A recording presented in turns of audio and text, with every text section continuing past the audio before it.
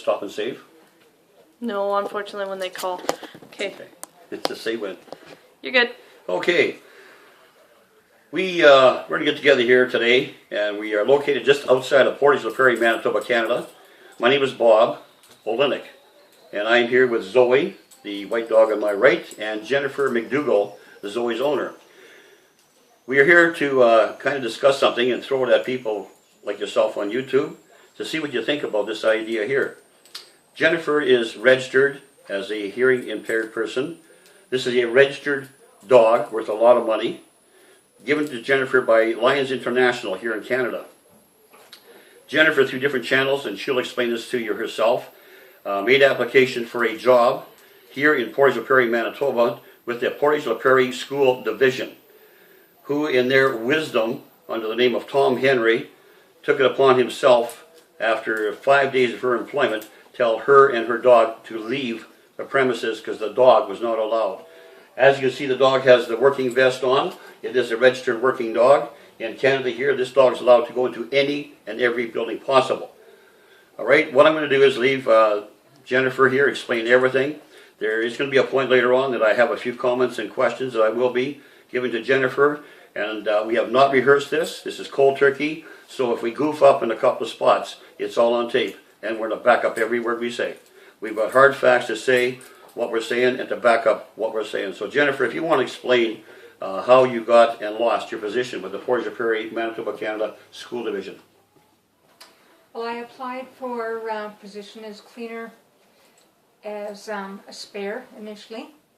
And I went through all the hoops of the criminal record check and a child abuse victim, vulnerable persons, all that stuff. And I got the position as spare. And then they asked me if I'd be willing to do a full-time term position that would end at the end of August. And that was working Monday to Friday evenings, 3:30 to 11:30 at one of the schools in Portage PRAIRIE. That was August 2013, correct? It was to end in 2013? Yes. Okay. August of 2013. Okay. So I worked the initial 4 days without the service dog. However, Zoe, the hearing guide dog, did go with me to the initial visit with the principal of the school and with the manager of operations. Okay, it's going to be a short visit, so Zoe went with me but did not go into the school. And then when I went to work, I did the first 4 days, Monday to Thursday, without the dog so I could assess the environment.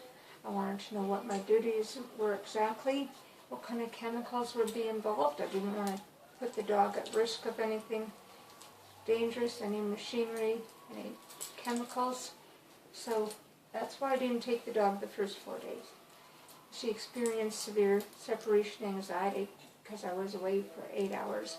Plus transportation time, so add an hour onto that. So on the 5th day, it was a short change, meaning there was no school on the Friday, so I had to be there for 7 o'clock in the morning and worked till 3:30. I went in with the dog and I explained what the dog would do the night before to my coworkers. The dog had to wake me up for that time. So I showed up with the dog and I went and vacuumed all the rooms and washed floors, did whatever I was supposed to do, and I even did an extra job that I was requested. The dog sat beside me, no problems. The body language showed me that somebody was out in the hall, turned out to be another cleaner. Then I didn't know it was coffee break time. The dog's body language showed me that somebody was trying to talk to me, or I would have missed coffee break because I just kept working. And when I was doing that job, it wasn't even noon, it was just after coffee break, so maybe 10:30 in the morning. The manager of operations approached me, said, "Why are you doing that job?" Well, I was asked. He said, "It's not part of what we do." So I was following my supervisor's direction. Then he told me I wasn't allowed dog in school. I said, well, this is a hearing guide dog.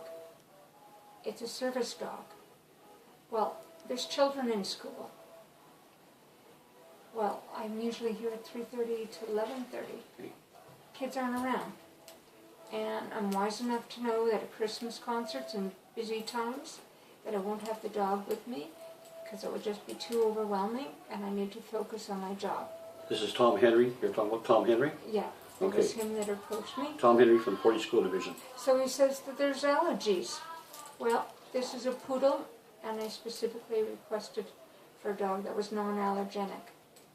So again, I'm also trained how to handle people and how to handle children and other people that want to touch the dog, because the dog is very friendly, but the dog is also an investment and I have to care for the dog. Plus, I respect my position. Told my dogs weren't allowed in school. So okay, I wasn't supposed to be doing the cleaning part that I was doing. I was cleaning out a fridge. So I packed up my supplies and I returned them, left the building, and as I left, I handed my keys to the supervisor and I walked out. I was accused of not showing up for work on Monday. Well, I wasn't allowed to have the dog in school. Plus, when I talked to this manager of operations, Tom Henry, on the Monday over the phone, he said, so what are you going to do? I said, well, when I'm employed, I will take the dog with me. Well, you're not allowed to have the dog. 1 minute. Well, I guess